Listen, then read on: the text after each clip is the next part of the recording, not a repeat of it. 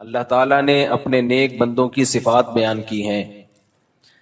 ان صفات میں یہ کہ والذین ہم لاماناتہم وعہدہم راعون، یہ اپنی امانتوں اور معاہدوں کا خیال کرتے ہیں،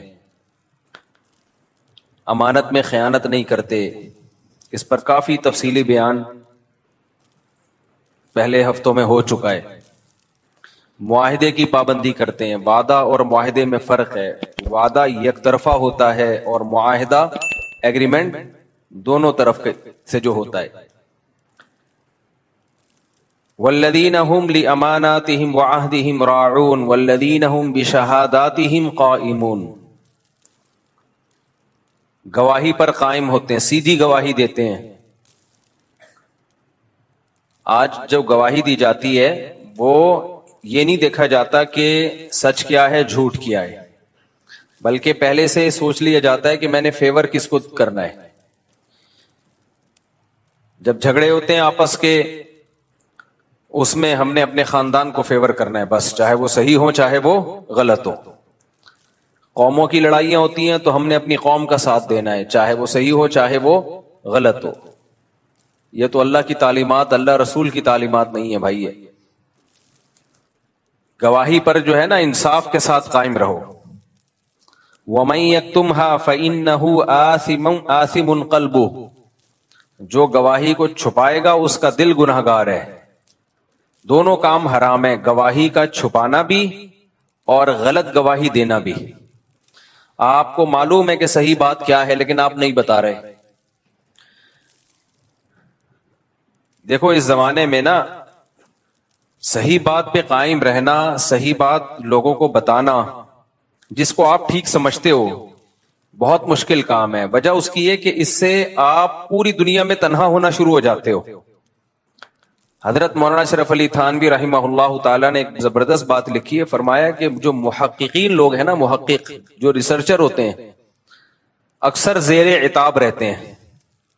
زیر عتاب کا مطلب اکثر بیچارے قابل ملامت ہوتے ہیں، لوگ برا بلا کہہ رہے ہوتے ہیں.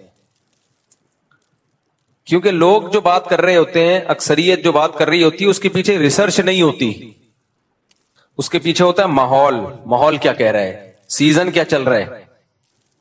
جیسے آم کھانے کا سیزن چلتا ہے تو سب تربوز کھا رہے ہوتے ہیں یا آم کھا رہے ہوتے ہیں؟ آم کھا رہے ہوتے ہیں نا. آئس کریم کا سیزن چل رہا ہے تو سوپ پی رہے ہوتے ہیں یا آئس کریم پی رہے ہوتے ہیں؟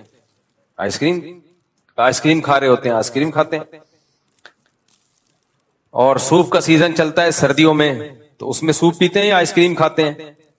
سوپ پیتے ہیں. تو سیزن چلتا ہے.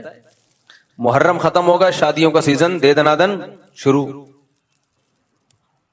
اب لوگ کہتے ہیں پھر شادیوں کی باتیں شروع کر دی مفتی صاحب نے. محرم میں بھی شادی جائز ہے بھائی. تو لیکن سیزن چلنا شروع ہو جاتا ہے. رمضان کے بعد سیزن، سب دولہا بنے ہوئے ہیں، جو نہیں وہ بنے ہوتے وہ دوبارہ ان کا دل چاہتا ہے ہم دوبارہ بن جائیں. تو سیزن سے چلتی ہیں سب چیزیں. تو عوام کا حساب یہ ہے کہ وہ دیکھتے ہیں کہ ماحول کیا چل رہا ہے. جو بھی ریسرچر ہوتے ہیں نا حقیقی معنوں میں، وہ والے ریسرچر نہیں جو آج کل مارکیٹ میں محقق بن کے آئے ہوئے ہیں. یہ تو محقق کی ان کو تو ہوا بھی نہیں لگی ہے. تحقیق کسے کہتے ہیں؟ یہ تو پھینکتے رہتے ہیں بس لمبی لمبی. میں ان محققین کی حیثیت آپ کو بتاتا ہوں. ان کی حیثیت آج کل کے جو نام نہاد محققین چل رہے ہیں نا، مذہبی اسکالر جو پراپر وے میں عالم نہیں بنتے. آج کل ایک اور منجن چلنا شروع ہو گیا ہے کہ سنت مؤکدہ کچھ بھی نہیں ہوتا، یا تو فرض ہے یا نوافل ہے. فرض پڑھنا ضروری ہے، باقی سب فمن تطوع خیرا فہو خیر لہ. قرآن کی آیت پڑھی جاتی ہے کہ جو اضافی جو بھی کچھ کرے گا وہ اس کے لیے بہتر ہے، یعنی نہ کرے تو ٹھیک ہے، کر لے تو اچھی بات ہے.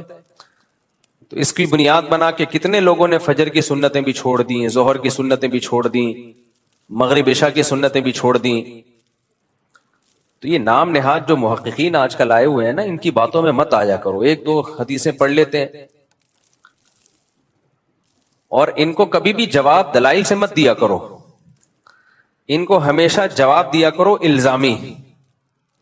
الزامی جواب کا مطلب یہ ہوتا ہے، یہ اصول ہمیشہ کے لیے پلے باندھ لو. باطل کے پاس اتنی طاقت نہیں ہوتی کہ وہ دلیل سے بات کرے. وہ دلیل آپ کو دلیل اس لیے لگ رہی ہوتی ہے کہ آپ کا علم بہت کم ہوتا ہے, تو آپ اس کو دلیل دو گے, وہ پھر دلیل کا جواب دے گا, الجھا دے گا آپ کو. اب عالم کو تو پتہ چل جائے گا یہاں گڑبڑ کر رہا ہے, یہ عامی آدمی کے لیے مشکل ہوتی ہے. تو ہمیشہ جب بھی کسی اہل باطل سے آپ کا مقابلہ ہونا, الزامی جواب دیا کرو. الزامی کا مطلب کیا ہوتا ہے؟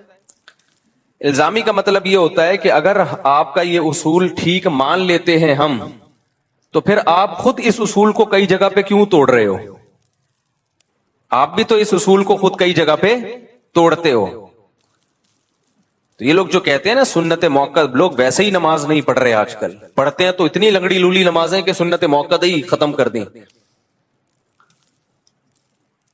تو جو بھی آپ سے کہا کرے نا سنت موقدہ نہیں ہوتی, تو اس سے کہیں کہ اچھا ٹھیک ہے, پھر ہم پھر نماز ایسے شروع کریں گے, اللہ اکبر کہہ کے نیت باندھی, ثنا پڑھنے کی ضرورت نہیں ہے کیونکہ سبحانک اللہم یہ لازم نہیں ہے. ڈائریکٹ سورہ فاتحہ پڑھو, اس سے پہلے اعوذ باللہ بسم اللہ بھی پڑھنے کی ضرورت, بلکہ ہم وضو سے شروع کرتے ہیں. وضو میں صرف 4 فرض ہیں, کلی کرنے کی بھی ضرورت نہیں ہے, ناک میں پانی ڈالنے کی بھی ضرورت نہیں ہے, نفل ہے, جو ڈال لے ٹھیک ہے, نہیں ڈالے ساری زندگی نا ناک میں پانی ڈالے. اور 1 دفعہ چہرہ دھونا فرض ہے, 3 دفعہ فرض نہیں ہے, ایک ہی دفعہ دھوئے. کیا ضرورت ہے 3 دفعہ دھونے کی؟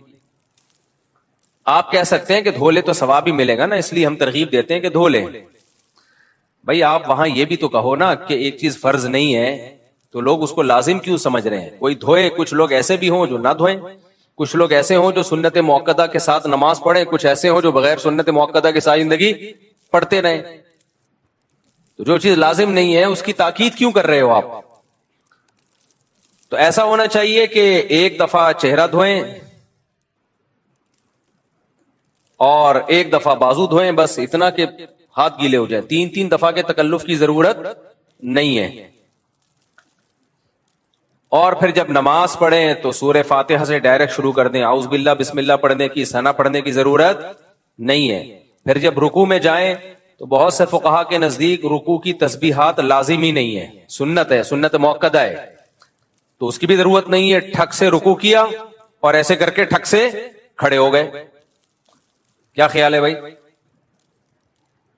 کوئی ضروری تھوڑی ہے. آپ کسی بھی مفتی سے پوچھیں کہ کسی سے رکوع کی تسبیحات اگر رہ جائیں تو کیا نماز ہو جائے گی؟ وہ کہے گا ہاں ہو جائے گی, کیونکہ واجب نہیں ہے. اور اگر کسی کے نزدیک واجب ہے تو 3 دفعہ واجب نہیں ہے, 1 دفعہ واجب ہے. تو 3 دفعہ بالکل نہ پڑھیں, 1 دفعہ پڑھ لیں, اور ہمیشہ یہی معمول بنائیں. پھر سجدے میں جائیں تو 1 تسبیح پڑھ لیں, اور وہ بھی نہ پڑھیں تو بھی کوئی ضروری نہیں ہے.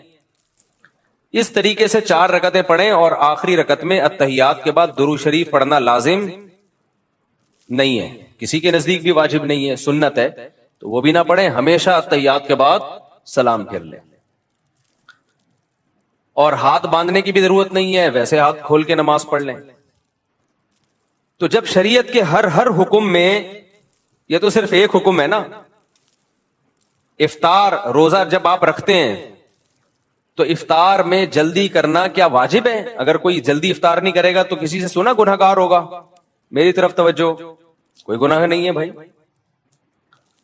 بہتر ہے جلدی کر لیں, افطار تو نہ کریں, 1 گھنٹے بعد افطار کر لیا کریں. تو یہ پورا دین جو ہے نا ہمارا, یہ ڈھانچہ رہ جائے گا, کھوکھلا ہو جائے گا بالکل. فقہائے کرام نے دین کو بہت اچھی طرح سمجھا ہے, بہت ڈیپ میں گئے ہیں. انہوں نے کہا کہ بھائی دیر آر 2 ٹائپس آف سنت. سنت کی کتنی قسمیں ہیں؟ 2. ہم نے جب نبی کی سیرت میں غور کیا تو پتا چلا کہ کچھ سنتیں ایسی ہوتی ہیں جن کی تاکید نہیں ہے, وہ چھوڑ دیں ساری زندگی, کوئی مسئلہ نہیں ہے.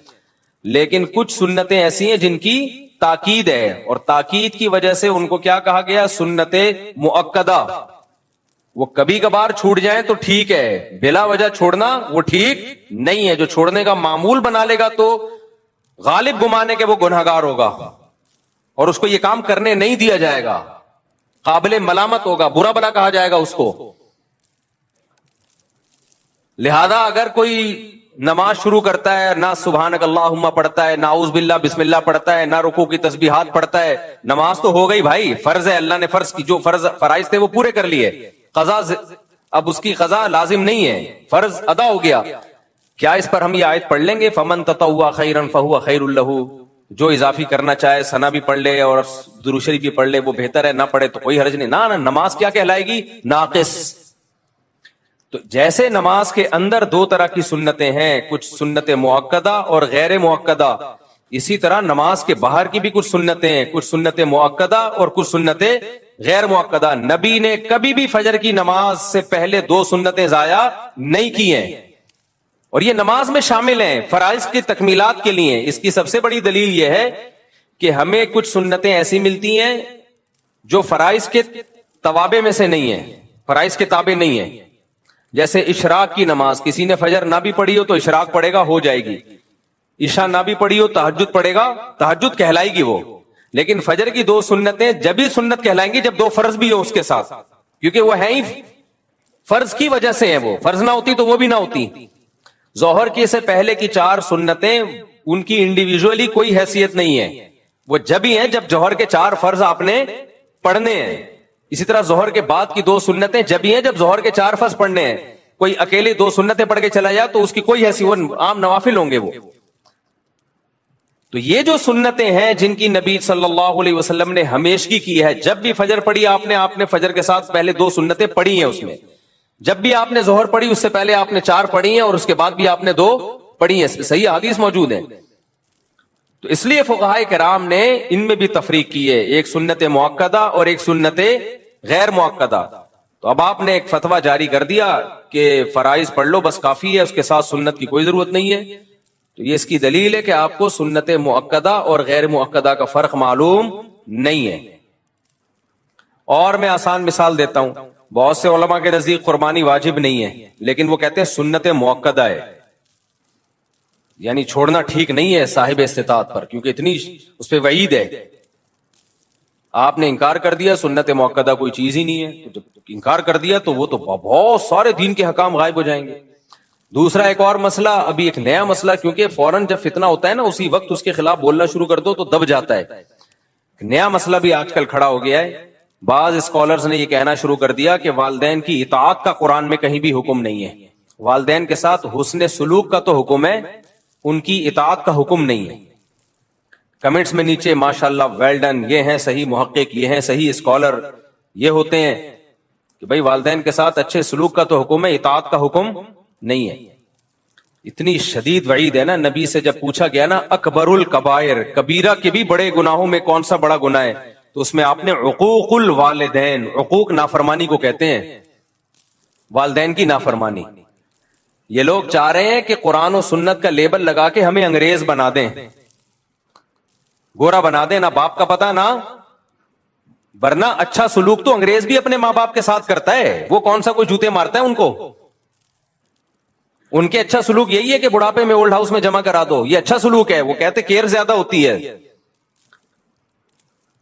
ہمیں اجازت نہیں ہے. تو ماں باپ کی اطاعت کرنا بھی لازم ہے. ہاں یہ ضرور ہے کہ اس اطاعت کی ایک حدود ہے. سب سے بڑی حدود یہ شریعت کے خلاف حکم ماننا لازم نہیں ہے. کوئی ایسا حکم جس میں کسی پہ ظلم ہو رہا ہو، جیسے ماں کے کہنے پہ بیوی پہ ظلم کرنا شروع کر دینا، یہ جائز نہیں ہے. اسی طرح شریعت نے کچھ بنیادی رائٹس ہر شخص کو دیے ہیں، کچھ بنیادی حقوق دیے ہیں جس کو آپ اسلام کی زبان میں ہیومن رائٹس کہہ سکتے ہیں. اس میں ماں باپ کی اطاعت لازم نہیں ہے. ہر انسان کی ایک انڈیویجول لائف بھی ہوتی ہے. مثال کے طور پر آپ کو ڈاکٹر بننے کا شوق ہے، ابا کہہ رہے ہیں نہیں تو تاجر بنے گا، زبردستی کا تاجر بنا رہے ہیں آپ کو، تو آپ پر اطاعت لازم نہیں ہے. بھائی میں میڈیکل سائنس میں مجھے دلچسپی ہے، ابا کہہ رہے ہیں کہ تو تاجر بنے گا، آپ کو ڈاکٹر بننے کا شوق ہے، تو اس میں زبردستی والدین نہیں کر سکتے. اسی طرح نکاح کا مسئلہ بار بار بیان کرتا رہتا ہوں. آپ اپنے خرچے پہ نکاح کرنا چاہ رہے ہو، والدین کو روکنے کا حق نہیں ہے، کیونکہ یہ انسان کے بنیادی حقوق ہیں. آپ سفر کرنا چاہتے ہو، والدین زبردستی روک رہے ہیں آپ کو، جبکہ ان کو کوئی نقصان بھی نہیں ہے آپ کے سفر کرنے سے. تو ٹریولنگ یہ ہر ایک کا بنیادی حق ہے. اس ٹریولنگ میں اگر آپ کو کوئی فائدہ ہے، یا ایسا حکم دے رہے ہیں جس میں ان کا کوئی نقصان نہیں ہے، پھر بھی آپ پہ بلا وجہ کے ایک حکم مسلط کر رہے ہیں. بعض ہوتے ہیں بس چڑچڑے طبیعت ہو جاتی ہے ان کی، بلا وجہ کا آرڈر جاری کر رہے ہوتے ہیں، حالانکہ اس آرڈر کو پورا کرنے میں ان کا کوئی فائدہ نہیں ہے. تو وہ ایک الگ بات ہے. لیکن نارملی مباح چیزوں میں ماں باپ جب کسی بات کا حکم دے دیں تو شریعت میں ان کی اطاعت لازم ہے. آپ کے پاس نو کا آپشن نہیں ہے اس میں. یہاں تک کہ چاروں ائمہ کا اس پر اتفاق ہے, اور یہ مسئلہ حدیث سے نکالا ہے, کہ اگر نفل نماز بھی آپ پڑھ رہے ہیں نا, اور ماں اور باپ نے آپ کو کوئی آرڈر دیا, کوئی حکم دیا, تو آپ پر لازم ہے کہ آپ شرعن آپ کے لیے جائز ہے کہ آپ نماز توڑ دیں, اس کی پکار کا جواب دیں. اتنی شدید تاکیدات ہیں. اور ایک اسکالر نے بڑے آرام سے کہہ دیا کہ اسلام میں ماں باپ کے ساتھ اچھے سلوک کا تو حکم ہے, لیکن ماں باپ کی اطاعت کہیں بھی لازم نہیں ہے. ہوتا یہ ہے کہ جو ممی ڈیڈی ٹائپ کے مسلمان ہوتے ہیں نا, ممی ڈیڈی, دیکھو اسلام سے مسلمان کا رشتہ بہت مضبوط ہوتا ہے. آپ لوگ مجھے لگ رہا ہے ٹینشن میں آ رہے ہو تھوڑا سا آج, مجھے لگ رہا ہے, فیل محسوس سا ہو رہا ہے مجھے. مسلمانوں کی دو قسمیں ہیں. دیکھو انسانوں کی تین قسمیں ہیں. ایک تو بالکل کافر, جس کو پشتو میں کہتے ہیں کافر کا بچہ. پشتو میں کیا کہتے ہیں؟ کافر کا بچہ. تو وہ تو مانتا ہی نہیں نا اسلام کو, تو اس کو تو ماں باپ کے حقوق سمجھاؤ سکھاؤ, اس کی صحت پہ کوئی فرق نہیں پڑتا. پھر جو مسلمان ہیں ان کی دو قسمیں ہیں. ایک ہے ماڈرن مسلمان, جن کا کلمے کا رشتہ قائم ہے, بچپن میں ختنیں ہو گئی تھی ان کی, اور ابا اماں مسلمان تھے تو تھوڑا بہت اسلام سے رشتہ ہے, اور اسلام میں اٹریکشن اتنی ہے, اسلام کو چھوڑنا آسان نہیں ہے. کیونکہ انسان ایک دفعہ جب اسلام میں اس کلچر میں آ جائے نا, وہ کہے گا بھائی سب کچھ ہو جائے گا, دنیا چھوڑ دوں گا, اسلام نہیں چھوڑوں گا. اسلام چھوڑنا آسان نہیں ہے. بہت ہی کوئی بدبخت قسم کے لوگ ہوتے ہیں, بہت ہی پتھر دل ہوتے ہیں جو اسلام چھوڑ دیتے ہیں. تو اس میں اللہ نے حسن اتنا رکھا ہے نا, جو ایک دفعہ اسلام کا چاشنی چکھ لے, مزہ چکھ لے, وہ کہاں چھوڑے گا. لیکن ان سے عمل ہوتا نہیں ہے. رہے وہ یورپ میں, امریکہ میں, گوروں کے ساتھ ماڈرن لائف, تو ان کو ماڈرن اسلام چاہیے ہوتا ہے. ایسا اسلام جس میں لیبل بھی اسلام کا لگ جائے اور کرتوت سارے انگریزوں والے ہوں. گورا ٹینشن لیس زندگی گزارتا ہے, ماں کی ٹینشن بھی نہیں ہے, باپ کی ٹینشن بھی نہیں ہے, وائف کی ٹینشن بھی نہیں, اور وائف کو ہسبینڈ کی ٹینشن بھی نہیں ہے. ہسبینڈ ہو کے بھی اس کی ٹینشن نہیں ہے, کیونکہ وہ ہسبینڈ کسی کام کا ہوتا نہیں ہے. کیونکہ اس ہسبینڈ کے ہوتے ہوئے وائف کا ریلیشن جمشید سے بھی ہو سکتا ہے, غفار سے بھی ہو سکتا ہے. انگریزوں میں یہ ابھی میں تو پورا اسٹڈی کر کے آیا ہوں, وکیلوں سے پوچھا میں نے لا کیا چل رہا ہے, اگر انہوں نے کہا صاحب سیٹ ہے, تو وائف کسی اور سے ریلیشن قائم کر لے تو بھی کچھ نہیں ہوتا, ہسبینڈ کسی اور سے ریلیشن قائم کر لے تو اچھا, ہسبینڈ بیوی کو کسی بات کا آرڈر دے تو بھی کچھ نہیں ہوتا, اور بیوی ہسبینڈ سے نان نفقے کا مطالبہ کرے وہ نہ دے تو بھی کچھ نہیں ہوتا. تو جب کچھ نہیں ہوتا تو کمبختو تمہیں تکلف کی ضرورت کیا تھی. بس ایک مصیبت میں پھنس جاتے ہیں وہ لوگ. وہ مصیبت یہ کہ جب تک گرل فرینڈ تھی تو کوئی ٹینشن نہیں تھی, شادی کر لی تو اب بریک اپ نہیں ہو سکتا. بریک اپ کرو گے تو آدھی پراپرٹی دو گے آپ. تو اس ٹینشن کے سلسلے میں وہ کیا کر رہے ہوتے ہیں, شادی کر رہے ہوتے ہیں. تو کون کرے گا, پاگل تھوڑی ہیں وہ. خیر,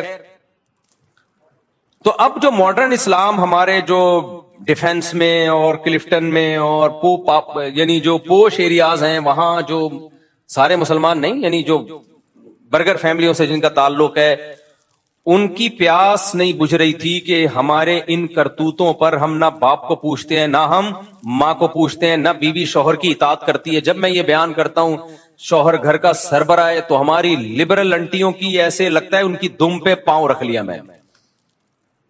ان کی دم پہ ایسی چیخیں نکلتی ہیں نا, ایسی چیخیں نکلتی ہیں, کمنٹس میں پڑھ رہا ہوتا ہوں, یہ میرا ظرف ہے, اتنے اپنے خلاف نیگیٹو کمنٹس میں پڑھتا ہوں. تو یہ مولوی کو دیکھو, یہ مولوی کو دیکھو, تو آپ کو آپ کی مرضی کا اسلام تھوڑی ہم بتائیں گے بھائی. کس کی مرضی کا اسلام بتائیں گے؟ اللہ کی مرضی کا. تو اللہ سے لڑو جا کے. اللہ میاں نے گھر کا سربراہ مہنچو کو بنا دیا, اب کیا کریں. خیر, آپ کو ماننا پڑے گا میں ماتحت ہوں, بس میں نے چھوڑ دو اسلام. کس نے کہا ہے اسلام کو چینج نہیں کرو, اسلام چھوڑ دو. آپ بولو بھائی مجھے ایک گورے سے شادی کرنی ہے, مجھے نیلسن چاہیے, جمشیدنی چاہیے, مجھے کیا چاہیے, نیلسن. اور کیا ہوتا ہے, مائیکل چاہیے, مجھے مائیکل. میکائل نہیں چاہیے, مجھے کیا چاہیے, مائیکل. تو آپ پھر وہاں جاؤ نا, وہاں آزادی ہے بھائی, کوئی سربراہ وربراہ نہیں ہوتا. گورا ڈانٹ بھی نہیں سکتا بیوی کو, ڈانٹ دینا تو وہ کیس کر دے گی. تو اس لیے پھر ایسے ہی کسی ماڈرن سے آپ نکاح کریں. تو یہ کیا بات ہے ادھر پیڑے کھانے کے لیے کیونکہ پتہ ہے گورے سے وہ تو کوئی حقوق نہیں ہوتے اس کے، عشق معاشقہ ہو جائے تو کر لیتی ہیں، ورنہ پتہ ہے کچھ بھی نہیں ملے گا وہاں. تو اسلام کے فائدے اٹھانے کے لیے آپ کو جمشید چاہیے، اور جب جمشید کے حقوق اسلام بیان کر رہا ہے وہ والے گوروں سے چاہیے. یہ نہیں چلے گا بھائی، یہ اسلام نہیں مانتا. خیر اسلام کی عقل بھی نہیں مانتی ہے، تو یا تو پورے ادھر کو ہو جاؤ یا پورے ادھر کو کھسک جاؤ. تو اب کیا مسئلہ ہے؟ اب مسئلہ یہ ہے کہ جو ماڈرن قسم کے لبرل قسم کے ہمارے مسلمان ہیں، جو چاہتے ہیں کہ یار یہ ہمارے پہ داڑھی رکھتے ہوئے ان کو لگتا ہے کہ ہم ملا نظر آئیں گے، بالکل ہی پروفیشنل قسم کے مولانا نظر آئیں گے، لوگ کہیں گے یار تم ٹھیک ہے اسلام کو فالو کرو، ٹھیک ہے نماز روزے کی حد تک ٹھیک ہے یار، انسان کا ایک روحانی تسکین ہوتی ہے، ہر مذہب میں ہوتا ہے. ہم جب ایئرپورٹ پہ جاتے ہیں تو پہلے ایئرپورٹ پہ یہ ہوتا تھا، دنیا کے تقریباً ہر ایئرپورٹ پہ نماز کی جگہ، کیونکہ مسلمان ہی نماز پڑھتے ہیں زیادہ تر. لیکن اب انہوں نے تھوڑا سا ایئرپورٹ والوں نے یہ کیا کہ لوگ اعتراض کریں گے بھی مسلمانوں کی مسجدیں کیوں بن رہی ہیں، تو ہندوؤں کی بھی ہونی چاہیے اور سکھوں کی بھی تو بنانا شروع کر دی ایئرپورٹ پہ، لیکن وہاں لوگ کوئی خاص نظر نہیں آتے ہیں. تو عبادت تو سبھی کر رہے ہوتے ہیں نا، ہر مذہب کے لوگ. اصل تو یہ ہوتا ہے کہ اسلام کلچر کے اندر لے کر آؤ. یہ بڑا مشکل کام ہے بھائی، یہ بڑا مشکل کام ہے. اپنے کلچر کو کیا بناؤ؟ اسلام. تو آپ کا حلیہ اور یہ سب چیزیں اسلام کے مطابق ہوں، عورت پردہ کر لے. تو اب ہماری لبرل انٹیاں اور ہمارے لبرل انٹے، ان کو کیا چاہیے کہ اسلام سے ظاہر اتنا ظرف نہیں ہے کہ اسلام چھوڑ دیں، وہ اتنا ایمان کی رمق ہے. تو ان کو پھر اس ٹائپ کے اسکالرز چاہیے ہوتے ہیں جو مغربی تہذیب کو مشرف با اسلام کر دیں. تہذیب مغربی ہو، ویسٹرن تہذیب ہو، اور اس پہ لیبل کیا لگا دیں؟ قرآن و سنت کا، تاکہ ان کی تھوڑی سی ایک پیاس بجھ جائے، تھوڑی سی ان کو تسلی مل جائے. جیسے جب کسی نے کسی چیز کو حلال کرنا ہوتا ہے نا، میں اکثر ایک چٹکلا سناتا ہوں نا، بہت دفعہ سنا چکا ہوں، آپ شاید بور ہو جاؤ دوبارہ، لیکن سنا دیتے ہیں، کیا جا رہا ہے. تو یہ اس بات کو سمجھانے کے لیے جو ابھی میں بتا رہا ہوں، وہ بار بار کہتا ہوں نا، ایک مولوی صاحب چوری کے خلاف بیان کرتے تھے. تو ایک دن کھانا نہیں تھا گھر میں، بیگم سے انہوں نے کہا پڑوسیوں کی مرغی چوری کر لے. تو بیگم نے کہا بھائی مرغی تو آپ چوری، تو آپ خود اتنے بیانات کر چکے ہو کہ چوری اسلام میں حرام ہے. اب ظاہر ہے مولوی صاحب کا بھی تو ضمیر ملامت کر رہا ہوگا نا کہ یار میں اتنے بیانات کر چکا ہوں، غلط ہے. لیکن کہیں نہ کہیں سے حاشیہ نکال لیا انہوں نے کہا بھائی دیکھو ہم مرغی نہیں کھائیں گے، شوربے سے روٹی لگا کے کھائیں گے. چوری کی مرغی نہیں کھائیں گے ہم روٹی کس سے کھائیں گے؟ شوربے سے. اب وہ یہ نہیں کر سکتے تھے کہ نہیں جب حرام ہے تو ہم حرام کھائیں گے. اپنے دل کو تھوڑی تسلی دینی پڑتی ہے انسان کو، غلط کام کرتے ہوئے بھی کچھ نہ کچھ. ہاں جس کا ضمیر بالکل ہی مردہ ہو چکا وہ تسلیہ نہیں دیتا، لیکن تھوڑا سا ضمیر زندہ ہو تو کہیں سے گنجائشیں نکال رہا ہوتا ہے. تو مولوی صاحب تھے وہ چوری کے خلاف بیان کرتے تھے. انہوں نے کہا بھائی شوربے سے لگا لیں گے، بوٹیاں نہیں کھائیں گے ہم، حرام تو بوٹیاں ہیں نا. تو بیگم جب شوربہ یوں کر کے دیگچی یوں کر کے نکال رہی ہے تو اور بوٹیاں چمچ سے پیچھے کر رہی ہے، تو مولوی صاحب نے بولا کہ چمچ کا استعمال مت کرو، جو خود سے آئے اسے آنے دو، جو بوٹی خود سے آئے اسے آنے دو. بالکل یہی کام ہمارے جو پوش علاقے ہیں، مالدار علاقے ہیں، وہاں کے رہنے والے برگر فیملیوں کے پیرنٹس اور برگر فیملیوں کے بچیز یہ کام کر رہے ہیں. برگر فیملی تو بچے تھوڑی ہوتے ہیں، ان کے بچیز ہوتے ہیں، بچیز، حالانکہ ہوتا ایک ہی ہے، ایک آدھ سے زیادہ ان کے ہوتے نہیں ہیں. تو بچیز یہ لوگ یہ کام کر، تو ان کو چاہیے پھر ایسا اسکالر جو کم از کم مفتی طارق مسعود کے ٹریک پہ بالکل اس سے 180 ڈگری پہ ہو. ہمیں تو بالکل ہی کسی کھانچے میں بیٹھتے ہی نہیں نا، ہم جیسے فنڈامنٹلسٹ مولانا تو ہم تو کسی کھانچے میں بیٹھتے ہی نہیں ہیں ان کے. تو ان کو پھر ایسا اسکالر چاہیے ہوتا ہے کہ یار ہم داڑھی بھی نہ رکھیں، ہم ملا لگیں گے دیکھنے میں، اور ساس بہو کی خدمت، اوہو کیا عذاب ہے یار. اپنے ماں باپ کی ہوئی نہیں ہم سے، جو سگے فادر اور سگی مدر ہیں، یہ تو فادر ان لا اور مدر ان لا ہے، یہ کیا لگتے ہیں ہمارے؟ ہسبینڈ کی نہیں کر رہی، وہ ساس کی کہاں سے کرے گی یار. جس کو اسلام کا یہ حکم سمجھ میں نہیں آ رہا کہ ہسبینڈ کی خدمت لازم ہے، وہ ساس سسر کی کہاں کرے گی؟ تو ان کو جب ایسے اسکالر ملتے ہیں نا کہ اسلام میں ساس سسر کی خدمت لازم نہیں ہے، عورت پہ گھر کے کام کاج لازم نہیں ہے، اور اب نیا لیٹسٹ بالکل فتویٰ مارکیٹ میں آیا ہے کہ ماں باپ کی اطاعت بھی لازم بولو نہیں، بس اچھا سلوک ہے. ابے اچھا سلوک تو پڑوسیوں سے بھی لازم ہے یار، غفار بھائی سے بھی لازم ہے، جمشید سے بھی لازم ہے، ہندو سے بھی اچھے سلوک کا حکم ہے ہمیں، سکھوں سے بھی اچھے سلوک کا حکم ہے. ماں اور باپ صرف اچھا ہی رہ گیا کیا؟ اصل ہے اطاعت، فرما برداری. تو اب ایسے لبرل انٹیوں کو اور لبرل انٹوں کو کیا چاہیے؟ ایسے اسکالر چاہیے جو آپ کو ہر طرح کی پابندیوں سے آزاد کر دیں. تو پھر وہ ان کو ایسے لوگ بہت اچھے لگتے ہیں جو اس طرح کی باتیں کر رہے ہوتے ہیں کہ نہ اس کی خدمت لازم، نہ اس کی خدمت لازم، نہ فلانے کی خدمت لازم. ہر آدمی انڈیویجول ہے، آزاد ہے، ہر آدمی کی اپنی لائف ہے. اور یہ بھی سود بھی حلال ہو گیا، بہت سو نے تو سود کو حلال کر دیا، یہ والا سود حرام نہیں ہے، یہ والا حرام ہے. عجیب ڈرامے بازیاں کر کر کے، اور کیا کتنا کچھ دین میں تحریف ہو رہی ہے نا، اتنی تحریف. میں تو کہتا ہوں کہ اللہ تیرا کتنا فضل ہے، صحیح ٹائم پہ مجھے تو نے مولوی بنا دیا، ورنہ ہم بھی کھسکے ہوئے ہوتے. میں اگر مولانا نہ بنتا نا، مولانا کا مطلب پراپر وے میں دین کا علم حاصل نہ کرتا نا، جو صدیوں سے طریقہ چلا آ رہا ہے، تو میں بھی ایسا کھسک جاتا نا ان فتنوں میں. اور پھر میرے پاس ٹوٹی پھوٹی اسپیکنگ پاور بھی ہے. تو بھائی ویڈیو نہ بنایا کرے نا بار بار، وہ پھر گارڈ ادھر متوجہ ہوتا ہے. سب کی طبیعت، جب ایک چیز لکھی ہوئی ہے صرف نکاح کی ویڈیو بنا سکتے ہیں، باقی نہ بنائیں. پھر کوئی نہ کوئی کیمرہ نکال کے بنا رہا ہوتا ہے، سب ڈسٹرب ہوتے ہیں اس سے. تو میں اگر پراپر وے میں میرے بھائی ٹوٹا پھوٹا علم حاصل نہ کیا ہوتا نا، تو پھر ہم بھی اوٹ پٹانگ قسم کی کبھی کیا فتوا ٹھوکتے رہو بیٹھ کے، پھینکتے رہو بیٹھ کے، ٹھوکتے رہو اور پھینکتے رہو. اتنے گھروں میں فسادات ہوئے نا، اتنے گھروں میں فسادات اس فتوے کے نتیجے میں کہ بہو پر ساس سسر کی خدمت لازم نہیں ہے. اتنی بہویں باغی ہوئی ہیں، گھروں کا نظام تباہ و برباد ہو گیا.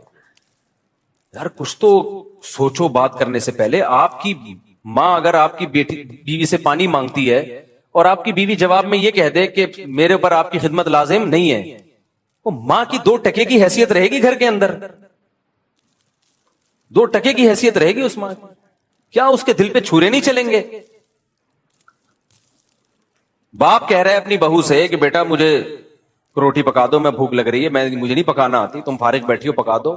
وہ کہے میرے اوپر آپ کی خدمت لازم نہیں ہے، میں نہیں پکا رہی. پھینک دو، بس کچھ بھی پھینک دو. پتہ نہیں یہ لوگ اپنی بیویوں کو کیسے رکھتے ہیں اپنے گھروں میں اپنے ماں باپ کے ساتھ. جو اسکالر فتوا دینا کہ عورت پر ساس سسر کی خدمت لازم نہیں ہے، اس کو بولا کہ سب سے پہلے یہ فتوا اپنی بیوی کو سکھایا کرو کہ تم پر لازم نہیں ہے. میری ماں بولے نا چائے بناؤ، تم پر لازم نہیں ہے، اور میرا کلپ چلا دینا کہ آپ کا بیٹا کہہ رہا ہے کہ آپ کی خدمت مجھ پر لازم، بولو نہیں.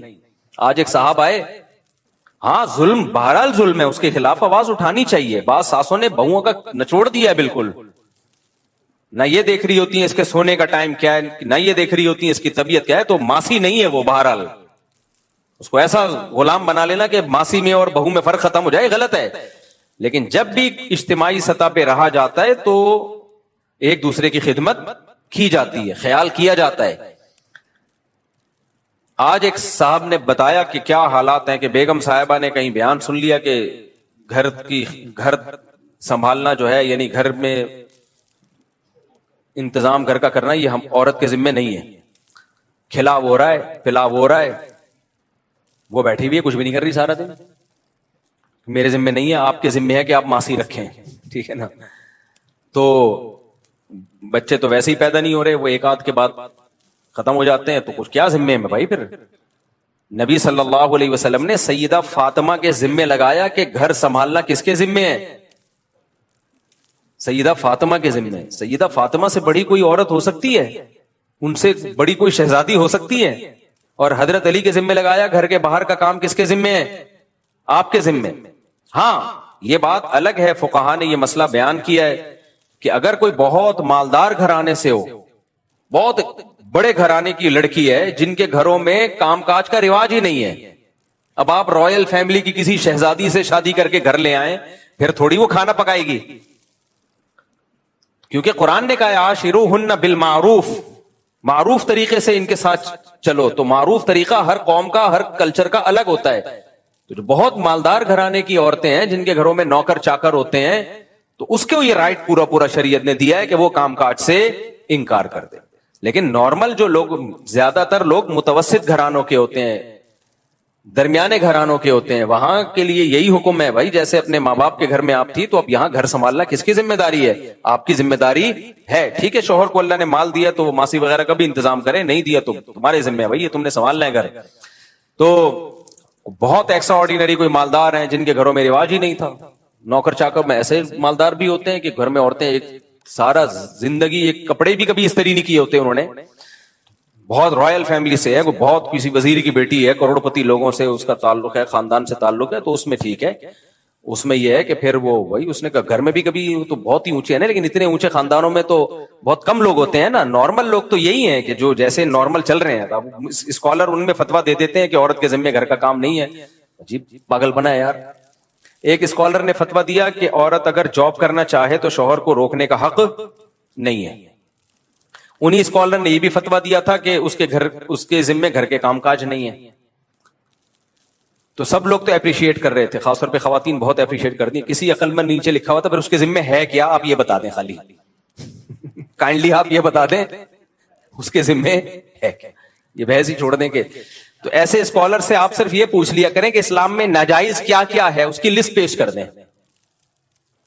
ناجائز کیا کیا ہے کائنڈلی ہمیں صرف وہ بتا دیں.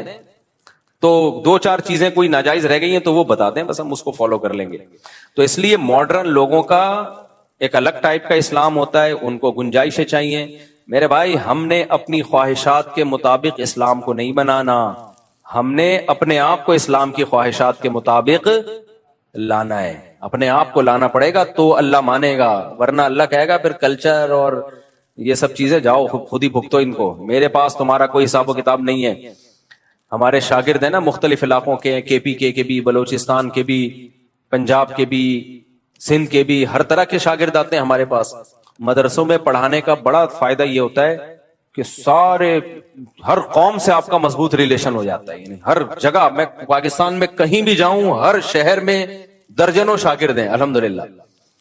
تو کہیں بھی آدمی جا کے رہ سکتا ہے. پھر ہمارے اساتذہ بھی ہیں ہر شہر میں، پھر ہر قوم میں ہمارے ٹیچر بھی ہیں. میرے ٹیچروں میں بلوچ بھی ہیں، پٹھان بھی ہیں، پنجابی بھی ہیں، مہاجر بھی ہیں. تو اس لیے ہمارے مدرسوں میں قوم پرستی نہیں ہوتی. اللہ کا ہم کر ہی نہیں سکتے قوم پرستی. ہم کسی قوم کے خلاف بولیں گے وہاں ہمارا استاذ نکلے گا کوئی صحیح ہے نا، ٹیچر نکل آئے گا، ہو ہی نہیں سکتا.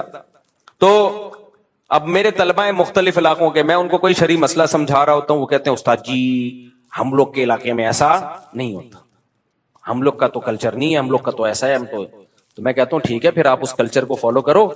اللہ جب قیامت کے دن آپ سے حساب و کتاب لے گا کہ میرا حکم یہ تھا جو میں نے قرآن میں بیان کیا، تو آپ کہتے ہیں اللہ تیرا حکم تھا لیکن ہمارا کلچر اس سے میچ نہیں کر رہا تھا. تو اگر اللہ کہے کہ ٹھیک ہے یہ جو میں نے قرآن کا حکم دیا یہ پنجابیوں کے لیے نہیں تھا، میں اس میں یہ بتانا بھول گیا کہ پنجابی اس سے کیا ہے مستثنا، کیونکہ پنجابیوں کا کلچر یہ نہیں ہے. یا یہ جو میں نے قرآن کا حکم دیا یہ پٹھانوں کے لیے نہیں ہے کیونکہ پٹھانوں کا کلچر اس سے ڈیفرنٹ ہے. اور یہ دوسرا جو میں نے حکم دیا یہ صرف سندھیوں کے لیے ہے، بلوچوں کے لیے نہیں ہے کیونکہ ان کا کلچر اس سے میچ نہیں کرتا.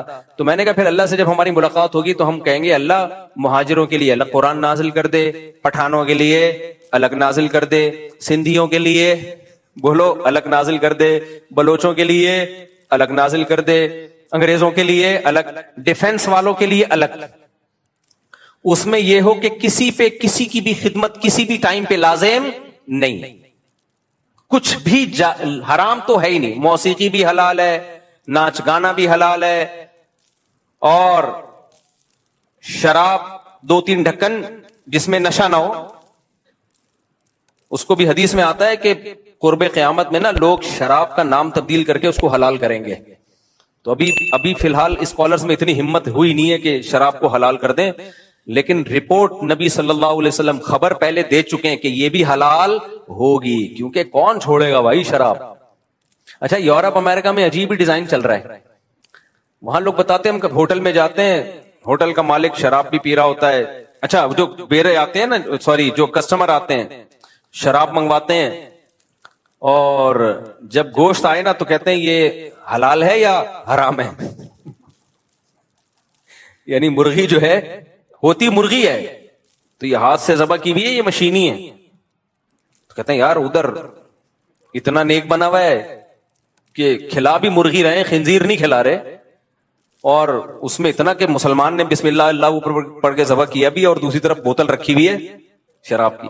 میں نے کہا چلو یار اسلام کی تھوڑی شراب کی اس کو عادت پڑ گئی, لیکن وہ یہ کہہ رہا ہے کہ یار جس چیز کی عادت پڑ گئی وہ اب مجبور ہو گیا ہوں. اللہ تو اس مجبوری کو نہیں مانتا, لیکن اچھی بات ہے نا, یہ تھوڑی کہ وہ شراب پی رہا ہے تو خنزیر بھی کھانا شروع کر دے. ہمارے فرمایا کرتے تھے کہ آج کا مسلمان ہر گناہ کر رہا ہوتا ہے, کچھ ایسے نیکی کے کام کر رہا ہوتا ہے کہ آدمی حیران ہو جاتا ہے کہ یار یہ کیسے کر رہا ہے. تو پھر مثال دیتے تھے کہ کتے سے کسی نے پوچھا کہ تو ٹانگ اٹھا کے پیشاب کیوں کرتا ہے؟ کتے نے کہا چھینٹے نہ پڑ جائیں. گٹر کے پانی میں بیٹھے گا, گٹر کا پانی پیے گا, سڑا ہوا گوشت کھائے گا, نہ بات کرنے کی تمیز, نہ چلنے پھرنے. کتا کو لے کے گھومنا بہت مشکل کام ہے. میں انگریزوں کو دیکھتا ہوں نا, جب کتے کو واکنگ کے لیے نکلتے ہیں تو اللہ کی قسم یہ منظر ہوتا ہے, ایسا لگتا ہے کتا ان کو لے کے نکلا ہے. یہ کتے کی طبیعت میں چین نہیں ہے, کبھی ادھر کبھی ادھر کبھی ادھر کبھی ادھر. اس کو بہت مشکل سے زنجیر سے سنبھالا ہوا ہوتا ہے انہوں نے, ایک ٹینشن میں ہوتے ہیں. ایسا نہیں ہوتا کتا لے کے نکلے اور وہ آرام سے, جیسے ہماری پلی ہوئی بکری ہو لے کے نکلے, گایا لے کے نہیں نکلتے لوگ. تو جو پلی ہوئی گائے ہوتی ہیں جہاں جاؤ آپ آرام سے چل رہی ہے. کتا ایسا نہیں ہوتا, کبھی ادھر جا رہا ہے کبھی ادھر جا رہا ہے, کبھی کسی کو منہ مار رہا ہے, وہ اس کا مالک بار بار گھسیٹ رہا ہوتا ہے. میں کہتا ہوں یار انہوں نے کتنی بڑی ٹینشن پالی ہوئی ہے, اور دیکھنے میں یہی لگ رہا ہوتا ہے کہ یہ کتے کو لے کے نہیں, کتا ان کو لے کے نکلا ہے. تو کتا جو ہے ہر گند میں منہ مار لے گا, گٹر کا پانی پیے گا, لیکن جب پیشاب کرے گا تو ٹانگ اٹھا لے گا کہ کہیں چھینٹے نہ پڑ جائیں.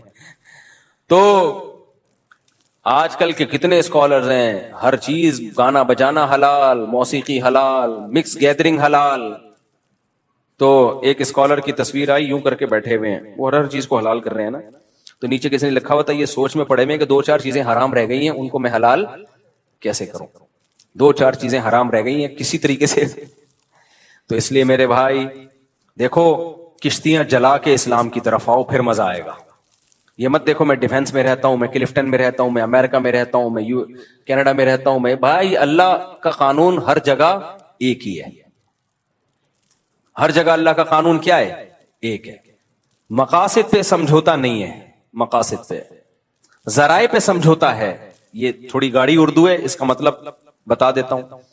مقاصد کیا ہے؟ شریعت چاہتی ہے نماز قائم ہو, چاہتی ہے کہ نہیں چاہتی؟ تو نماز آپ کو پڑھنی پڑے گی. شریعت چاہتی ہے رمضان میں روزہ آپ بولو رکھیں, آپ کو رکھنا پڑے گا. شریعت چاہتی ہے سال میں ایک دفعہ زکوٰۃ نکلے, آپ کو زکوٰۃ دینی پڑے گی. شریعت چاہتی ہے آپ جو مالدار ہیں قربانی کرے, آپ کو قربانی کرنی پڑے گی. شریعت چاہتی ہے کہ آپ کا پڑوسی بھوکا سوئے گا تو قیامت کے دن سوال کس سے ہوگا؟ آپ سے ہوگا, تو پیٹ آپ کو اس کا بھرنا پڑے گا. بہت ساری چیزیں جو مقاصد شریعت میں سے ہیں. کوئی ڈوب رہا ہو اس کی جان اگر آپ بچا سکتے ہو تو آپ پہ بچانا فرض ہے. ابھی دیکھو سوات میں کتنا, میں باہر ملک میں تھا, مجھے تو پہلے میں نے کہا یہ شاید فیک ہے, اے آئی سے بنائی ہوئی ویڈیو ہے. کتنے دیر تک بےچارے, اتنا بڑا خاندان دریا کے بیچ میں کھڑا ہوا ہے, کیا آدمی کی نیندیں اڑ جائیں اگر زیادہ سوچنا شروع کرے اس پہ. کوئی مدد کے لیے نہیں آیا. تو آپ کا کیا خیال ہے؟ دنیا والوں نے تو چھوڑ دیا, لوگ وقتی طور پر حکومت کو گالیاں دیتے ہیں, اس کے بعد ٹھنڈا ہو جاتا ہے معاملہ, رو دھو کے ختم ہو جاتا ہے. تو آپ کا کیا خیال ہے اللہ بھی چھوڑ دے گا؟ اللہ تھوڑی چھوڑے گا. آخرت تو اللہ نے اس لیے رکھی ہے, ان کی ایک ایک کی پکار, ایک ایک کی چیخ جو اپنے سامنے اپنے بچوں کو ڈوبتا ہوا دیکھ رہے ہیں, ان حکمرانوں کے گلے کا پھندا قیامت کے دن بنے گی. اللہ نہیں چھوڑے گا. فرعون نے کتنا ظلم کیا تھا, بنی اسرائیل عاجز آ گئے, اور موسیٰ علیہ السلام سے ایک دن تنگ آ کے کہنے لگے یا موسیٰ اوذینا من قبل ان تأتینا ومن بعد ما جئتنا, اے موسیٰ تیرے آنے سے پہلے بھی عذاب میں تھے, تیرے آنے کے بعد بھی عذاب میں, ہمیں تو کوئی فائدہ نہیں ہوا. حضرت موسیٰ نے کیا فرمایا؟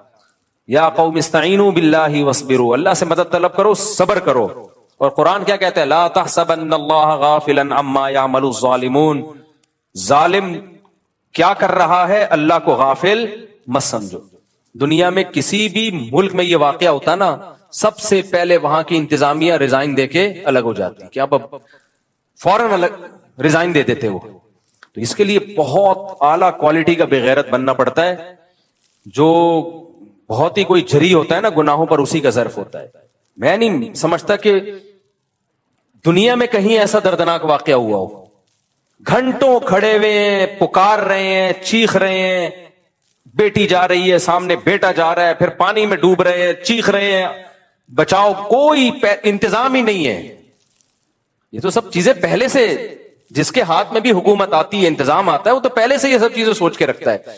فوری حادثہ ہو جاتا, ہم کہتے ہیں یار ان کو نہیں پتا چلے, بہت زیادہ بے حسی ہے. میں نے تو ایک دفعہ ویڈیو دیکھی, اس کے بعد میں نے کہا بھائی یہ سوائے نیندیں رات کو اڑنے کے اور کچھ بھی حاصل نہیں ہوگا, جانے والے تو چلے گئے. تو اللہ کی ایک آیت تسلی دیتی ہے بس ہمیں, وَلَا تَحْسَبَنَّ اللَّهَ غَافِلًا عَمَّا يَعْمَلُ الظَّالِمُونَ. ایتھیسٹ پتہ ہے کیا کہتے ہیں, دنیا میں اتنا ظلم ہوتا ہے تو خدا اگر ہے تو اس ظلم کو ختم کیوں نہیں کرتا. یہ جو ملحد لوگ ہیں نا, خدا کے منکر ہیں, بہت دلیلیں دیتے ہیں, اتنا کچھ دنیا میں لوگ بھوک سے مر رہے ہیں, اتنا کچھ ہو رہا ہے, تو خدا کہاں ہے. ایک طرف وہ کہتا ہے میں ماؤں سے زیادہ پیار کرتا ہوں, دوسری طرف وہ خاموش بیٹھا ہے. تو ہم ایتھیسٹ سے کہتے ہیں کہ تمہیں لگتا ہے وہ خاموش نہیں ہے, وہ پکار کے اس نے اپنی کتاب میں کہہ دیا لا تحسبن اللہ غافلا عما یعمل الظالمون. ایسے ہی تسلی دیتی ہے نا یہ آیت. دیکھو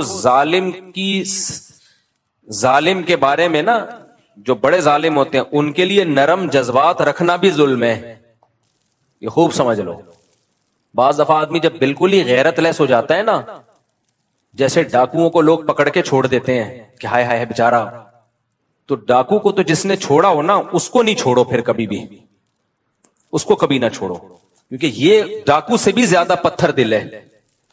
ایک آدمی جوان عورتوں کو بیوہ کر رہا ہو, چھوٹے بچوں کو یتیم کر رہا ہو, پسٹل ہے اس کے ہاتھ میں, تھوڑے سے پیسوں کی خاطر جوان جنازے نکال دیتا ہو, کیا گزرتی ہے گھر والوں پہ قیامت, اور آپ اس پہ ترس کھا رہے ہو کہ اس کو چھوڑ دیا جائے. اس کا مطلب آپ کی کھوپڑی خراب ہو گئی ہے. ہمارے نبی صلی اللہ علیہ وسلم پہ جب بہت زیادہ ظلم ہوا تو آپ نے بھی بد دعا کی ہے. حضرت موسیٰ سے زیادہ کوئی نرم دل ہوگا؟ پیغمبروں کا دل بہت نرم ہوتا ہے.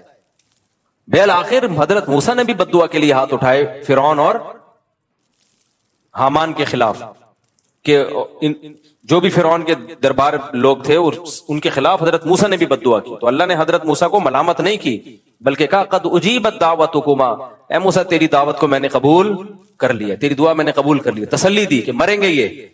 ہمارے نبی کو اللہ نے کتنی تسلیاں دی ہیں کہ جو اسلام کے مسلسل دشمن ہیں, اے نبی آپ غم نہ کریں, میں ان کو سزا دے کے چھوڑوں گا. تو یہ جو بڑے بڑے ظالم ہوتے ہیں نا پتھر دل, ان کے لیے دل میں نرم جذبہ نہیں رکھنا چاہیے.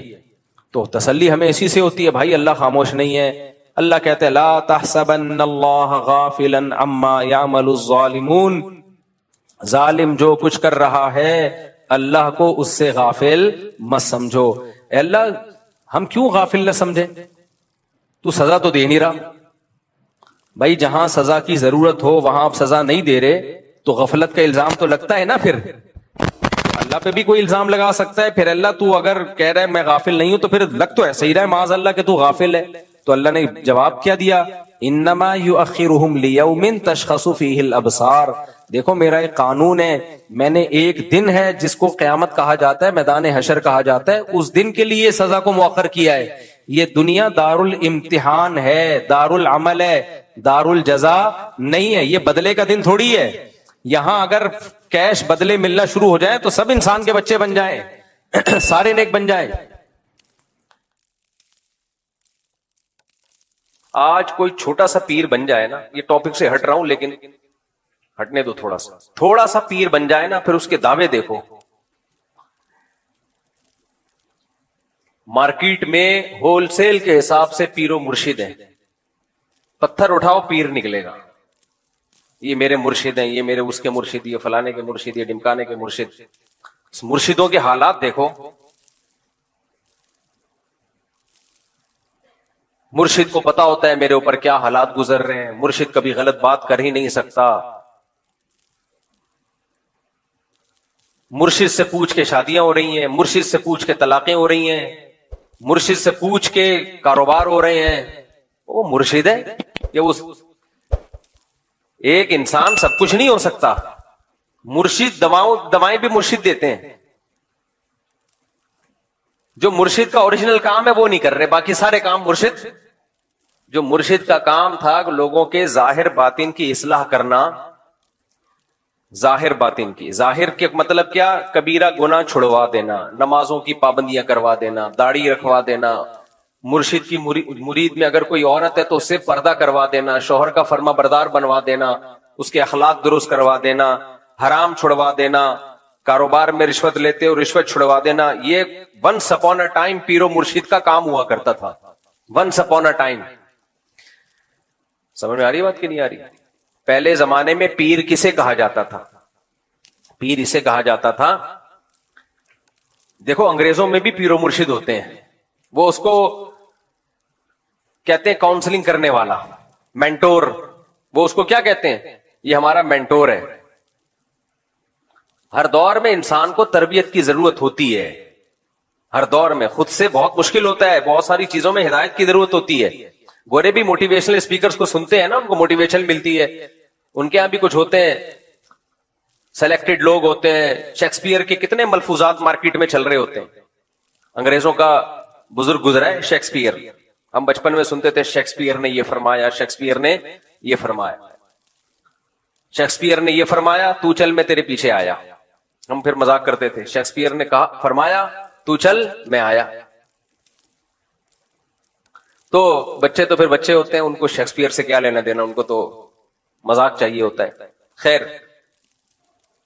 تو پہلے زمانے میں یہ ہوتا تھا، اب بھی کہیں کہیں ہو رہا ہے کہ انسان کہتا ہے میں خود مختار نہیں ہوں، مجھ سے پہلے بھی دنیا میں بہت سارے نیک لوگ گزرے ہیں، ان کے پاس علم مجھ سے زیادہ ہے، ان کی عبادت مجھ سے زیادہ، ان کا تقوی مجھ سے زیادہ، ان کا ایکسپیرینس، ان کا تجربہ مجھ سے زیادہ.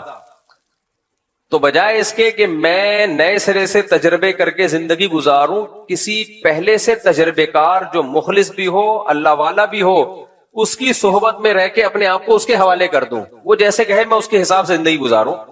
پھر ایک وقت آئے گا کہ میرے اندر بھی صلاحیت پیدا ہو جائے گی.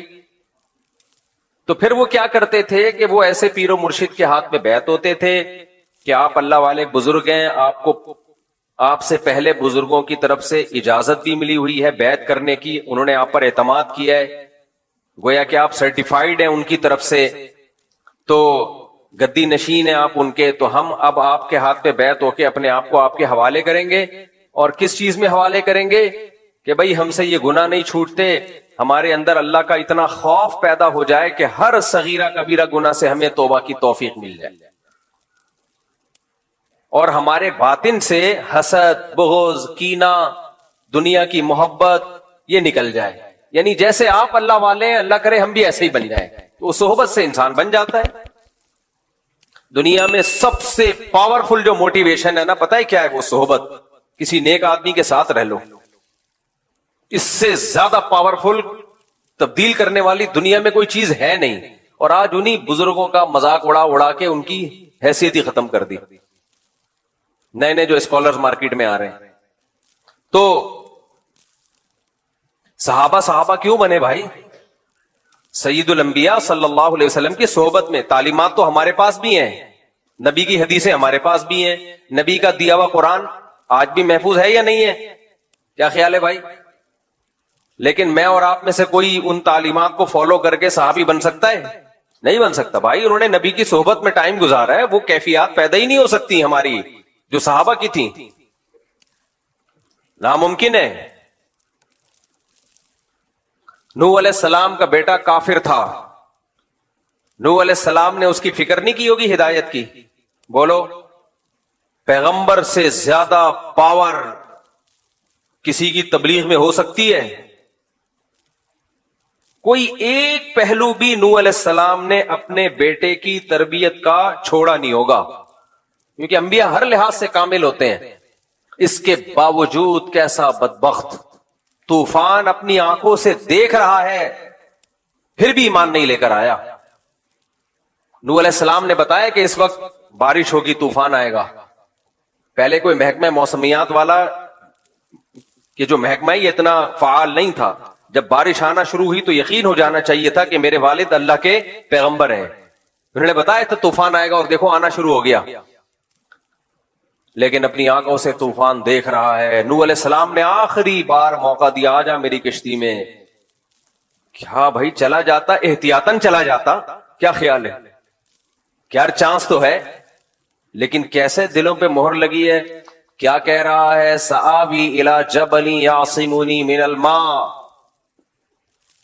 میں ان قریب پہاڑ پہ چڑھ جاؤں گا جو مجھے پانی سے بچا لے گا. نوح علیہ السلام نے کہا لا عاصم اليوم, آج اللہ کے عذاب سے بچانے والا کوئی بھی نہیں ہے. اور اسی دوران ایک بڑی لہر آئی اور اس کو ڈبو دیا اس کو. تو یہ کیوں نوح علیہ السلام کا بیٹا اتنا سخت دل کیوں تھا؟ صحبت جو چاروں طرف اس کو ملی ہے وہ نیک لوگوں کی بولو نہیں تھی, وہ برے لوگوں کی صحبت تھی. چاروں طرف غیر مسلم, چاروں طرف اللہ کے باغی. تو نوح علیہ السلام کا بیٹا ان کے ہاتھوں سے نکل گیا. لوط علیہ السلام کی بیوی, لوط علیہ السلام نے نکاح سے پہلے بھی دیکھا ہوگا نا, تحقیق کی ہوگی, کیا خیال ہے؟ یا وہی ایسے ہی نکاح کر لیا ہوگا جہاں سے بھی پیغام آیا بس نکاح کر لیا؟ کیا پیغمبر یہ غلطی کر سکتے ہیں؟ کتنا سوچ بچار کے بعد نکاح کیا آپ نے. جو جس چیز سے نوح علیہ السلام قوم کو روک رہے ہیں, لڑکوں سے بدفعلی, اسی میں لوط علیہ السلام کی بیوی مخبر بنی ہوئی ہے, مخبر بنی ہوئی ہے.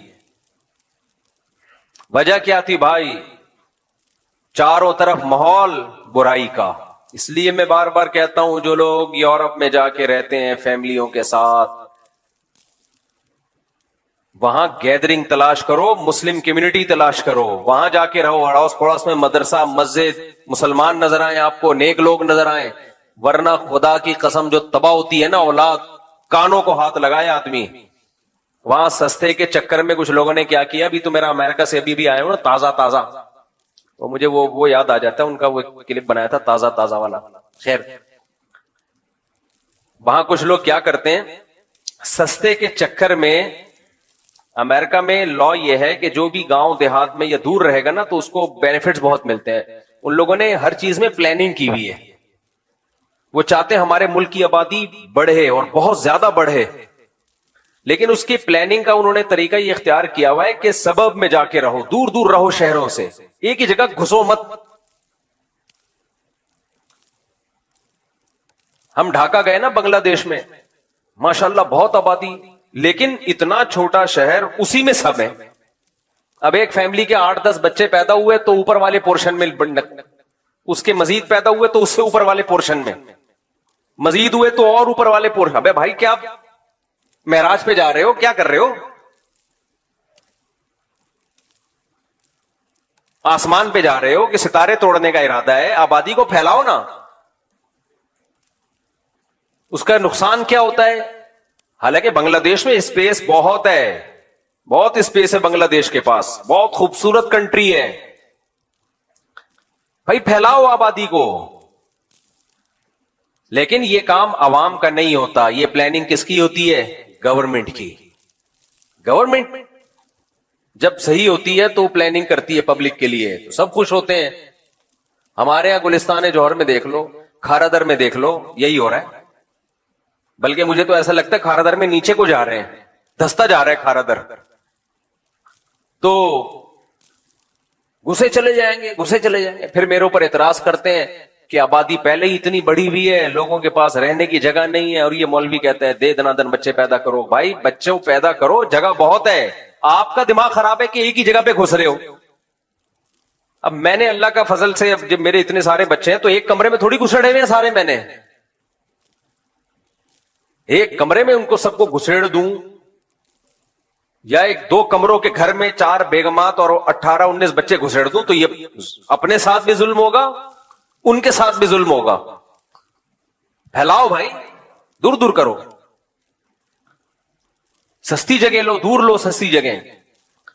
تو اب وہاں گورنمنٹ کیا کرتی ہے, کیونکہ گورنمنٹ وہ لوگ بہرحال اپنی قوم کے ساتھ خیر خواہ ہیں, وہ لوگ دوسروں کے ساتھ جیسے مرضی ہوں. وہاں گورنمنٹ یہ کرتی ہے کہ بھئی وہ کہتی ہے کہ جاؤ دور دراز علاقوں میں جا کے رہو, تمہیں وہاں زیادہ سہولتیں ملیں گی, टैक्स कम से कम होगा। अब टैक्सेस एक जगह है जहां स्पेस बहुत बहुत बड़ा सूबा है, गवर्नमेंट ने बोल दिया, पॉलिसी बना दी, जो अमेरिका की स्टेट टैक्सेस में रहेगा उसका टैक्स क्या होगा, टैक्स फ्री होगा वो या कम होगा। तो अब जैसे ही किसी शहर में आबादी बढ़ती है, लोग सस्ते के चक्कर में कहां चले जाते हैं, ऐसी स्टेट्स में जाते हैं जहां खुले डुल्ले। हमारे यहां ऐसी कोई पॉलिसी नहीं है। पूरे एक जमाने में तो पूरे पाकिस्तान की आबादी कराची की तरफ रुख कर रही थी, फिर यहां हालात खराब हुए तो थोड़ा सा बाहर हो गए, वरना सब कराची कराची कराची कराची। माशाल्लाह कराची है भी ऐसा बरकत वाला शहर, तो सब आके यहां क्या नतीजा निकलेगा मेरे भाई, फिर ऊपर जाते रहेंगे जाते रहेंगे जाते रहेंगे, फ्लैटों में घुसे, खिड़कियों से निकल निकल के गिर रहे हैं। तो खैर कहां से कहां मैं चला गया। तो बांग्लादेश में ढाका शहर की आबादी इतनी है कि वहां की गवर्नमेंट को चाहिए कि इस जैसा एक और शहर आबाद करे और बोले अब इस शहर में रहने की मजीद किसी को इजाजत नहीं है। ये प्लानिंग कौन करती है, हुकूमत का काम है ये। तो हमारे मुल्कों में चाहे पाकिस्तान हो, चाहे इंडिया हो, चाहे बांग्लादेश हो, हम हैं तो तीनों एक ही माँ बाप की औलाद ना। अबे इंडिया, पाकिस्तान, बांग्लादेश ये हैं असल में एक ही बाप की औलाद। बाद में इख्तलाफात की वजह से, जैसे तीन भाइयों में लड़ाई होती है तो शादी के बाद अलग अलग हो जाते हैं, तो हम लोग भी क्या हो गए, इंडिया पाकिस्तान बांग्लादेश अलग अलग हो, लेकिन है असल में क्या, ब्लड एक ही है। तो हरकतें तीनों की सेम है, हरकतें हम तीनों की सेम है। उन हरकतों में यह भी कि स्पीड फुल है, मैनेजमेंट जीरो है। अब गवर्नमेंट कहती है स्पीड रोको, ना ना ना ना ना, स्पीड नहीं रोकेगा। हमारा सरमाया औलाद है भाई। हमारे लिए सबसे बड़ा गिफ्ट कुरान की नजर में क्या है, औलाद। क्यों रोके भाई, हम पागल हैं क्या, अपनी खुशियां छीन ले हम। तुम प्लानिंग नहीं करते आबादी को फैलाने की, तो हम तुम्हारी नाअहली की वजह से अपनी खुशियां छीन ले हम भाई, अपने घरों की रौनक को हम खत्म कर दें, ये नहीं होगा। तो खैर, तो कहां से कहां चला गया भाई यार, बात क्या चल रही थी। देखो, इल्म तो दो तरह का होता है। मैं अमेरिका में कैसे आया, वहां के माहौल की बात कर रहा था मैं। तो अब वहां बाज लोग क्या करते हैं कि उनको पता है कि यहां मुस्लिम कम्युनिटी है चारों तरफ, ये गुजरांवाला का है, ये गुजरात का है, वो कराची का है, वो पेशावर का है, ये सारे अपने लोग हैं। तो वो क्या करते हैं कि कुछ बेनिफिट्स उनको मिलते हैं दूर दराज इलाकों में जाके रहने, तो सस्ते के चक्कर में वो ऐसी जगहों पे चले, दूर दराज भी जाओ लेकिन अड़ोस पड़ोस में कोई मस्जिद मदरसा तो हो ना, ये जाके बना लो कम से कम। चारों तरफ जब गैर मुस्लिम है और आप सस्ते के चक्कर में वहां चले गए और ये सोच के कि मैं अपनी औलाद पे कंट्रोल रखूंगा, तो नूह अलैहिस्सलाम का अपनी औलाद पे कंट्रोल नहीं रहा मेरे भाई। हम और आप किस खेत की मूली हैं। तो मैं तो वहां होके आया हूं, जो बच्चे बिगड़ते हैं वो वहां का बिगड़ा हुआ छोटा बिगड़ा हुआ नहीं होता। यहां का बिगड़ा हुआ क्या होगा, इतना ही होगा कि एक दिन जेब से सिगरेट निकली तो अब्बा ने 2 चमाटे लगा दिया, अंडा नहीं पीना, यही बिगड़ा हुआ होगा ना। वहां का ऐसा नहीं होता भाई, वहां का बिगड़ा हुआ वो अमेरिका का बिगड़ा हुआ है। अमेरिका समझता है कि अगर हमारा बिगड़ा हुआ थोड़ा सा हुआ, थोड़ा बिगड़ा हुआ तो हमारी तौहीन है, हम सुपर पावर हैं, तो हमारा बिगड़ा हुआ भी सुपर होना चाहिए। छोटी मोटी चीजें वहां इंसल्ट है उस कौम की। वहां शौहर बिगड़ जाए, छोटा हुआ बिगड़ा हुआ नहीं होता, वो शौहर वहां का बिगड़ा हुआ ऐसा खानदानी बिगड़ा हुआ होता है। वहां औरत बिगड़ जाए, उफ, तबाही है वो। अभी मैं मिसालें क्या दूं कि क्या बिगड़ते हैं वहां पे जो बिगड़ते हैं। आप ऐसा ना हो यहां भी वो बिगाड़े शुरू हो जाए, तो यहां जो बिगड़े हुए शौहर है वो समझेंगे कि यार हम तो बहुत नेक हैं, हम तो अपने आप को बिगड़ा हुआ समझ रहे थे, तो बिगड़ा हुआ तो इसको कहते हैं, वो और बिगड़ जाएंगे। फिर वहां का बच्चा जो बिगड़ा हुआ होता है वो बहुत खतरनाक बिगड़ा हुआ होता है, तो उसको वो गोरे बिगड़ा हुआ कहते ही नहीं है, उसको वो कहते हैं कि ह्यूमन राइट्स हैं, आजादी है, आपका राइट है, राइट है जो मर्जी कर लो अब्बा के साथ, आपका क्या है राइट। यानी जमशेद के राइट्स और अब्बा के राइट्स बराबर हैं। पड़ोस में कोई जमशेद साहब रहते हैं तो जो उनके राइट्स हैं वही आपके डैडी पापा के राइट्स हैं। पड़ोस में कोई आंटी रहती है, उनके जो राइट्स हैं वही आपकी मदर के राइट्स हैं। अम्मा में और आंटी में कोई फर्क नहीं है, अब्बा में और जमशेद में बोलो کوئی فرق نہیں ہے، بھائی میں اور غفار میں کوئی فرق، بہن میں اور محمودہ میں کوئی فرق ہے ہی نہیں، سب برابر، انسانیت، کہتے ہیں مساوات پہ یہ سوسائٹی قائم ہے. ہمارے حضرت مساوات پہ واقعہ سنائے کرتے تھے. یہ جو لبرل لوگ ہیں نا، یہ کہتے ہیں سب برابر ہیں، سب انسان. اسلام یہ تھوڑی کہتا ہے سب برابر ہیں بھائی. اسلام کہتا ہے جمشید تمہارا کیا لگتا ہے، یہ تو تمہارے ابا ہیں بھائی، ان کے رائٹس زیادہ ہیں، اما کے رائٹس بولو زیادہ ہیں، بیوی کے رائٹس زیادہ ہیں، گرل فرینڈ کے کوئی رائٹ وائٹ نہیں ہے. تو جو کہتے ہیں نا سب برابر، تو اس پہ ہمارے حضرت مفتی رشید احمد صاحب ایک لطیفہ سنایا کرتے تھے کہ گرو اور چیلا جا رہے تھے، تو گرو نے اپنے چیلے سے بولا کہ یار فلاں ملک ہے، فرض کر لو جون پور ہے، وہاں ہم نے سنا ہے کہ سب انسانوں سے برابر سلوک کیا جاتا ہے، تو وہاں چل کے رہتے ہیں، اس ملک سے تو بہتر ہے وہاں چل کے رہو، سب انسان کیا ہیں، برابر. جیسے یہاں سے بھی بہت لوگ باہر یورپ میں امریکہ میں موو کرتے ہیں کہ وہاں حقوق بہت ہیں، وہاں کیا ہے حقوق. ایک خاتون کا ونس اپون اے ٹائم جب میں کال سنا کرتا تھا، فون آیا کہ میں مفتی صاحب میں آپ سے مشورہ لے رہی ہوں، میں اسلام آباد چھوڑ کے جا رہی ہوں. لبرل انٹیوں کا اسٹائل بھی یہ ہوتا ہے نا، میں پاکستان چھوڑ کے جا رہی ہوں یہاں سے. میں نے کہا خیریت کیوں؟ یہ گھٹن والا ملک ہے. یہ کیا ہے یہاں، کیا ہے گھٹن. میرے ڈیڈی مجھے ڈانٹتے ہیں، میری ماما مجھے ڈانٹتی ہیں، بات بات پہ روک ٹوک، یہ پہنو یہ نہیں پہنو، گھٹن کا ماحول ہے. پہلے مجھ سے مسئلہ پوچھ رہی تھی کوئی، پھر میں نے کہا ایک تو مجھے لگا کہ یہ تو اسلام سے ہی فارغ ہو گئی ہے. خیر، تو یہ والی انٹیاں جب باہر جاتی ہیں نا، گھٹن کا ماحول، تو ان کی عمر جب تھوڑی سی ڈھلکتی ہے، سمجھ رہے ہو بات، پھر ان کو پتا چلتا ہے کہ وہاں جو روک ٹوک تھی نا ہمارے ماں باپ کی طرف سے، وہ روک ٹوک ہمارے فائدے کے لیے تھی، اور اب ہم وہ روک ٹوک اپنی اولادوں پہ بھی نہیں کر سکتے. کچھ بھی نہیں ہے. بچہ پیدا کر لیا آپ نے ایسے جیسے بلی پال لیا آپ نے، سمجھ رہے ہو، بلکہ بلی بھی تھوڑی دم ہلاتی رہتی ہے، گھر چھوڑ کے نہیں جاتی. تو بچہ اور روبوٹ میں کوئی فرق نہیں ہے، الا یہ کہ کوئی بچہ ایکسٹرا آرڈینری، کوئی اللہ کی طرف سے اس میں کوئی الگ سے سافٹ ویئر انسٹال ہوئے ہوئے. ہاں جو دیندار ہے ان کی بات نہیں کر رہا میں. ایک تو فوراً کمنٹس نیچے بہت آنا شروع ہو جاتے ہیں، ہمارے ہاں تو ایسا نہیں ہے، ہم تو یہاں 20 سال سے رہ رہے ہیں امریکہ میں. بھائی آپ کے علاوہ کی بات کر رہا ہوں میں، آپ کی بات ہی نہیں کر رہا ہوں. جنہوں نے کنٹرول کیا ہوا ہے، دینی ماحول دیا ہوا ہے، وہ الگ ہے. تو خیر، تو اب کیا ہے،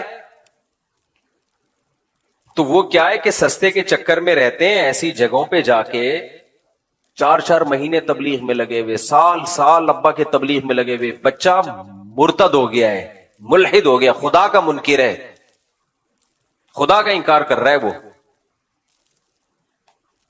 کیونکہ چاروں طرف سن کیا رہا ہے وہ اسلام کے اگینسٹ باتیں سن رہا ہے چاروں طرف. اور پھر اٹریکشن اتنی ہے، شراب، کباب، اسلام تو ان سب چیزوں سے روکتا ہے. تو وہ اپنے ابا کو اما کو بیوقوف سمجھنا شروع کر دیتا ہے کہ یہ بیوقوف ہے. بھائی تھوڑے دنوں میں تمہیں پتا چلے گا کہ بیوقوف کون تھا، کون بیوقوف تھا. خیر، تو وہاں جب رہتے ہیں تو اس صحبت کے اثرات کیا ہوتے ہیں، بچے گئے.